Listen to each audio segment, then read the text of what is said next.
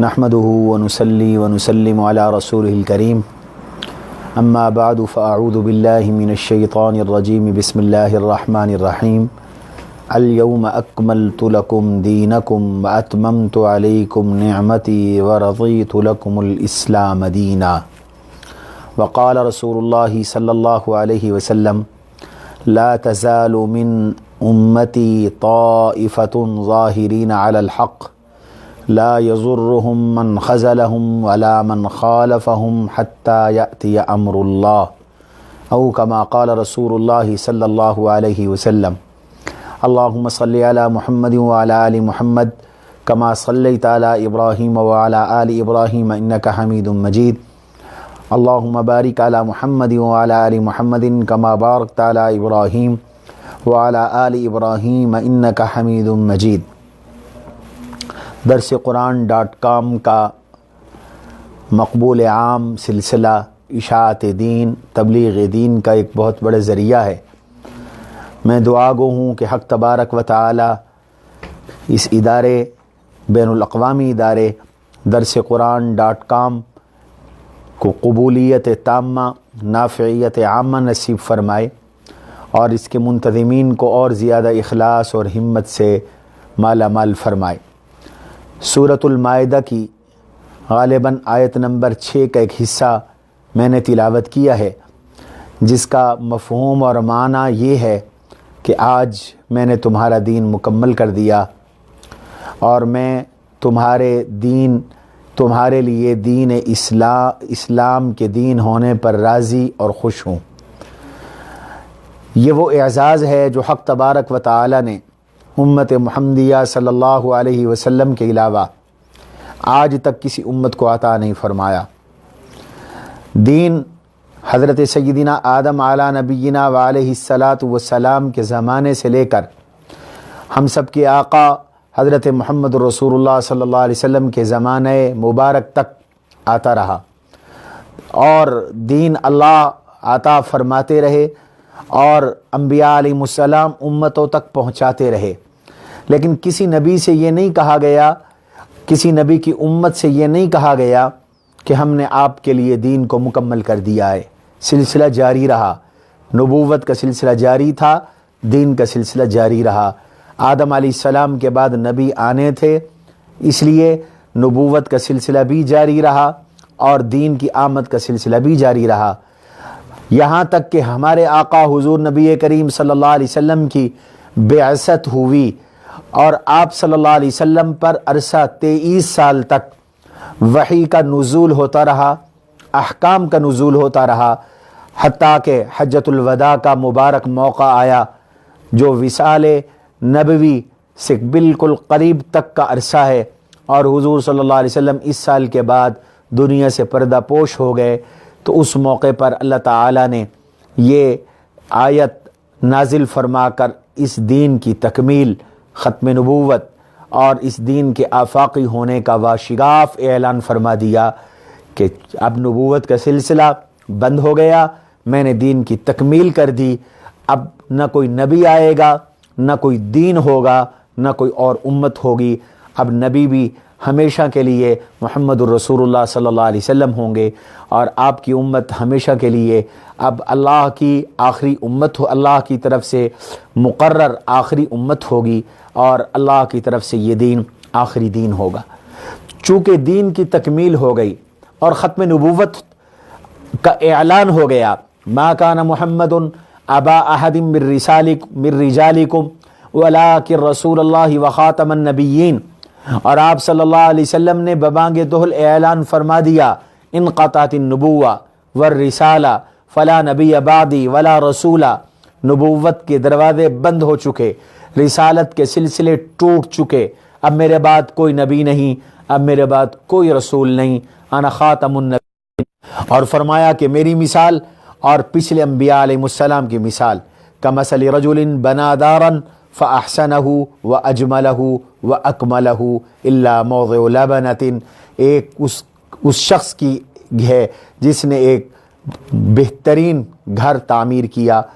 اس کو مکمل کیا، اس کو خوبصورت بنایا، اس کو ظاہری اور باطنی طور پر زیبائش اور آرائش سے آراستہ کیا، لیکن ایک اینٹ کی جگہ اس نے خالی چھوڑ دی تھی، میں نبوت کے اس محل کی آخری اینٹ ہوں، میرے بعد اور کوئی نبی نہیں، آپ صلی اللہ علیہ وسلم آخری نبی۔ تو اب یہ ضروری تھا کہ حق تبارک و تعالی اس دین کی حفاظت کا انتظام فرمائیں اور یہ دین قیامت کی صبح تک اپنی اصلی شکل میں موجود رہے۔ اس دین کے جو سورس ہیں،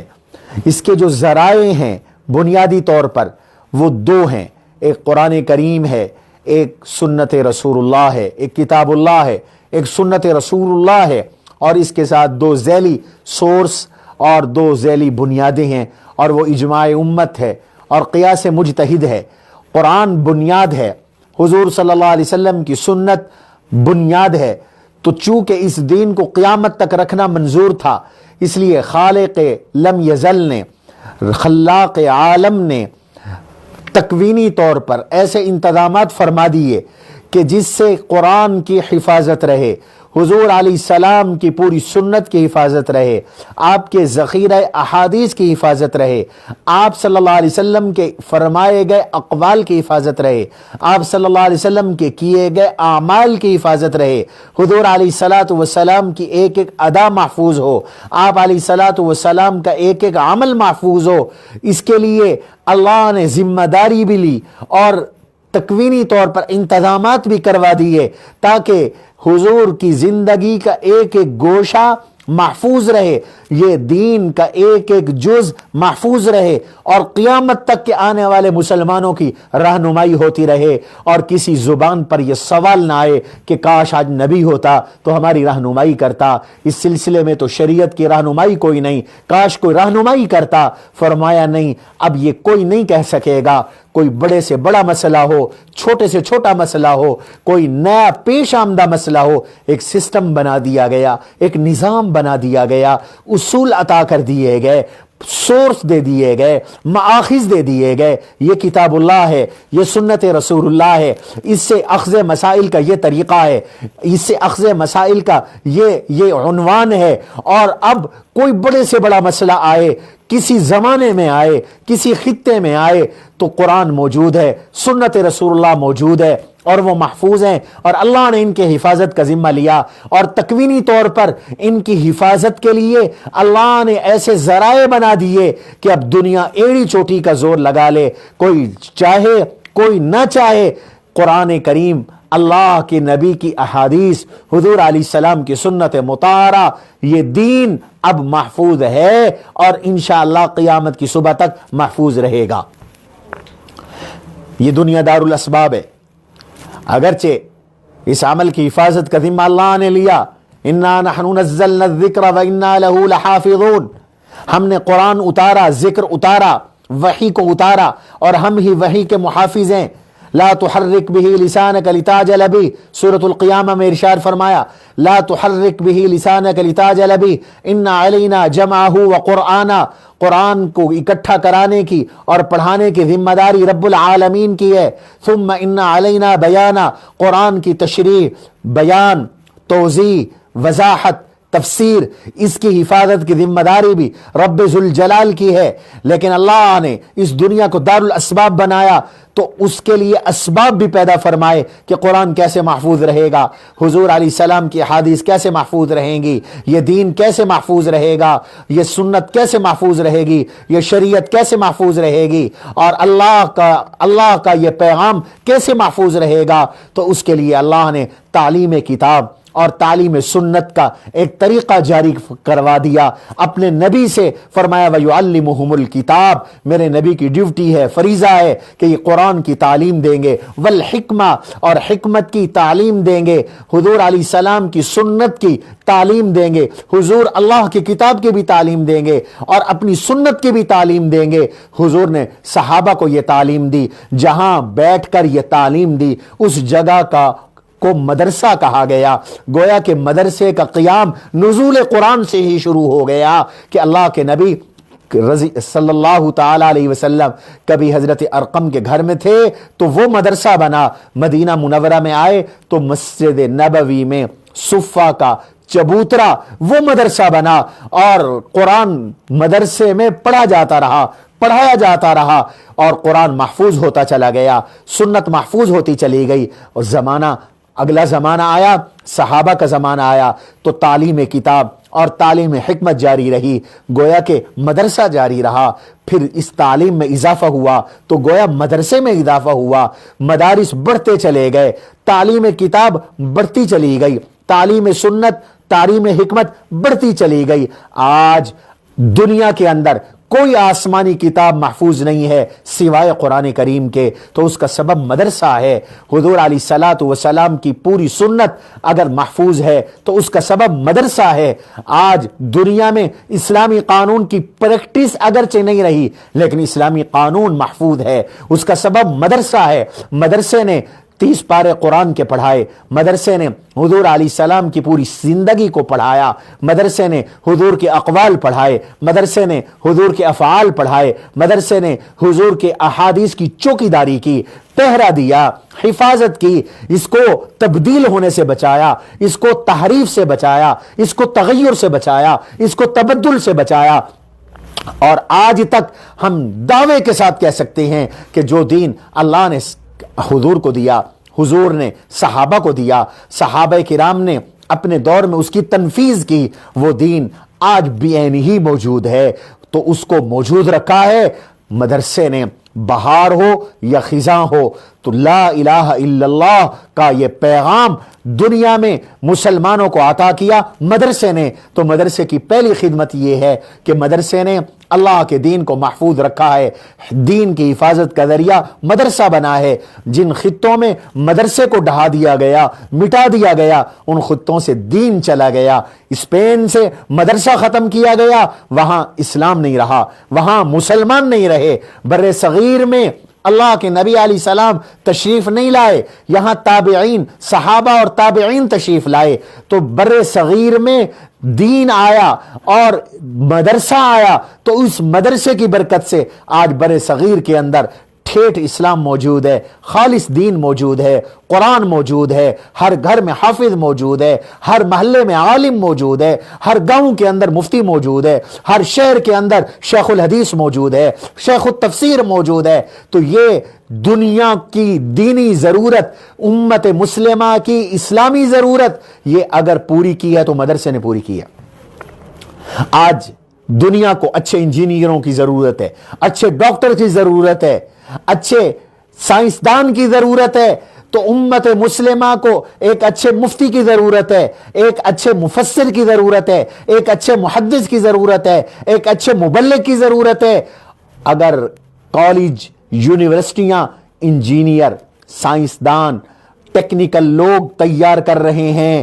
اور یہ ضرورت پوری کر رہے ہیں تو امت مسلمہ کو شکر گزار ہونا چاہیے ان علماء کرام کا جنہوں نے روکھی سوکھی کھا کر، لوگوں سے بھیک مانگ کر، لوگوں سے اپیل کر کے، حکومتی سرپرستیوں کے بغیر، حکومتوں کی مخاصمت کے باوجود، حکومتوں کی عداوتوں اور مخالفتوں کے باوجود، گاؤں گاؤں، قریہ قریہ، بستی بستی اپنی مدد آپ کے تحت مدرسے قائم کیے اور ان مدرسوں میں محنت کی اور پوری امت مسلمہ کو مؤذن دیے، امام دیے، خطیب دیے، مفتی دیے، قاضی دیے، پوری امت مسلمہ کو انہوں نے حدیث کے ماہر دیے، تفسیر کے ماہر دیے، فقہ کے ماہر دیے، اور جہاں دنیاوی ضرورت ہمارے عصری تعلیمی اداروں نے پوری کی، وہاں دینی ضرورت ہمارے مدارس نے پوری کی۔ آج کہا جاتا ہے کہ ان مدارس کا کیا فائدہ ہے، تو یاد رکھیے علامہ اقبال رحمہ اللہ نے بھی فرمایا تھا ان مدرسوں کو نہ چھیڑو۔ ان مدرسوں کی برکت ہے کہ آج اس 15 صدیوں کے گزرنے کے باوجود ہمارے بچے کلمہ پڑھ رہے ہیں، ہم کلمہ پڑھ رہے ہیں، کتاب اللہ کی تلاوت کر رہے ہیں۔ آج ہمارا بچہ جانتا ہے کہ سود حرام ہے، تجارت حلال ہے۔ اگر آج بچہ جانتا ہے کہ نکاح حلال ہے، زنا حرام ہے، آج ہمارا ہر بچہ جانتا ہے کہ بکری حلال ہے اور خنزیر حرام ہے، کتا حرام ہے، تو یہ تعلیم مدرسے کی ہے، یہ سینس مدرسے کا ہے، یہ شعور مدرسے نے اجاگر کیا ہے۔ آج اگر پانی اور پیشاب کا، پانی، دودھ اور شراب کا فرق کسی کو نظر آتا ہے تو یہ فرق مدرسے کا دیا ہوا ہے، علماء کا دیا ہوا ہے۔ آج اگر ہم تھوڑا دین جانتے ہیں یا زیادہ دین جانتے ہیں، تو میں چیلنج کے ساتھ کہتا ہوں یہ دین کسی اور نے نہیں، مدرسے نے دیا ہے۔ مدرسہ قوم کا محسن ہے کہ اس نے قوم کا ایمان، قوم کا عقیدہ، قوم کا مذہب، قوم کے اخلاق، قوم کے آداب اور قوم میں اسلامی ثقافت کو، اسلامی تہذیب کو زندہ رکھا ہے۔ دوسری نمبر 2، یہ مدرسہ، دین کا یہ مدرسہ دنیا کو مفت تعلیم دے رہا ہے، شرح خواندگی میں اضافہ کر رہا ہے، لٹریسی ریٹ بڑھا رہا ہے۔ آج بھی دنیا میں ایسے خطے موجود ہیں جہاں سکول کوئی نہیں ہے، روڈ کوئی نہیں ہے، بجلی کوئی نہیں ہے، گیس کوئی نہیں ہے، بنیادی سہولتیں نہیں ہیں، لیکن وہاں مدرسہ موجود ہے۔ وہاں مدرسے میں کاغذ پکڑ کر، قلم پکڑ کر لکھنے والا بچہ لکھ رہا ہے، پڑھنے والا بچہ پڑھ رہا ہے۔ تو شرح خواندگی میں اضافہ ہوا ان مدارس کی وجہ سے۔ اور آپ حیران ہوں گے، کوئی فیس نہیں لی جاتی، کوئی معاوضہ نہیں لیا جاتا، کھانا مفت، رہائش مفت، تعلیم مفت، میڈیکل فری اور تمام تقاضے اور ضروریات فری، تو اور تعلیم دی جا رہی ہے۔ اور صرف یہ نہیں کہ دین کی تعلیم دی جا رہی ہے، میں قوم کو بتا دینا چاہتا ہوں کہ یہ مدرسے ضروری اصلی تعلیم بھی فراہم کر رہے ہیں۔ آج ان مدارس میں پڑھے ہوئے بچے بورڈوں میں پوزیشنز حاصل کر رہے ہیں، وہ ثانوی بورڈوں میں پوزیشن ہولڈر ہیں۔ یہ ان مدارس کی کرامت ہے، برکت ہے کہ نہ تو کوئی فیس لی جاتی ہے اور نہ کوئی معاوضہ لیا جاتا ہے، مفت پڑھایا جا رہا ہے، مفت تعلیم دی جا رہی ہے، اور دین کی تعلیم بھی اور عصری تعلیم بھی۔ یہی وجہ ہے کہ وہ بچے جو فیس کے متحمل نہیں ہوتے، وہ بچے جو وردی کے متحمل نہیں ہوتے، وہ بچے جن کے پاس کاپی لینے کے پیسے نہیں ہوتے، وہ بچے جن کے پاس بکس لینے کے پیسے نہیں ہوتے، وہ مدرسے چلے آتے ہیں۔ تو جن کو معاشرہ دھدکار دیتا ہے، پرائیویٹ سکول اس لیے ریجیکٹ کر دیتے ہیں کہ آپ کے پاس تو داخلہ فیس نہیں ہے، آپ کے پاس ماہانہ فیس نہیں ہے، ان کو مدرسہ گلے لگاتا ہے اور گلے لگا کر ان پہ محنت کرتا ہے، اور محنت کر کے ان کو اس قابل کرتا ہے کہ وہ ٹیلنٹ بڑھاتے ہیں ملک کا اور پوزیشنز لیتے ہیں، اور تعلیمی میدان میں وہ کسی سے پیچھے نہیں ہے۔ یہ مدرسے کی کیا کم خدمت ہے۔ یہی مدرسہ ہے کہ جس میں 30 لاکھ طلباء کو چھت دی ہوئی ہے، کھانا اور میڈیکل دیا ہوا ہے، اور اس چھت کے نیچے تمام اقوام کے طلباء جمع ہیں۔ کوئی زبان کی تفریق نہیں، کوئی علاقے کی تفریق نہیں، کوئی قوم کی تفریق نہیں، قومی وحدت کو ادارہ اور مدرسہ فروغ دے رہا ہے۔ اور سب سے بڑی بات یہ ہے، اس مدرسے کا حسن ہے کہ یہ مدرسہ اسلامی ثقافت کو لے کے چل رہا ہے، اس مسلمانوں کی تہذیب کو اپنے اندر محفوظ کیے ہوئے ہے، اور اخلاق اور آداب کا وہ درس جو 1400 سال پہلے جناب رسول اللہ صلی اللہ علیہ وسلم نے امت کو عطا کیا تھا، آج اس کی ایک جھلک اگر کہیں ملتی ہے تو وہ مدرسے کے اندر ملتی ہے۔ ملک و ملت کا پاسباں ہے، اور ملک و ملت کا محافظ ہے، اور اسلامی اقدار کا محافظ ہے، اور خاص طور پر پاکستان کے مدارس پاکستان کی محبت سے اتنے سرشار ہیں کہ وہ پاکستان کے لیے اپنے جان دے دینا یہ سعادت اور قربانی سمجھتے ہیں۔ میں اب پوری دنیا کے مسلمانوں کو یہ بتا دینا چاہتا ہوں کہ مدارس امن کے داعی اور امن کا پیغام بر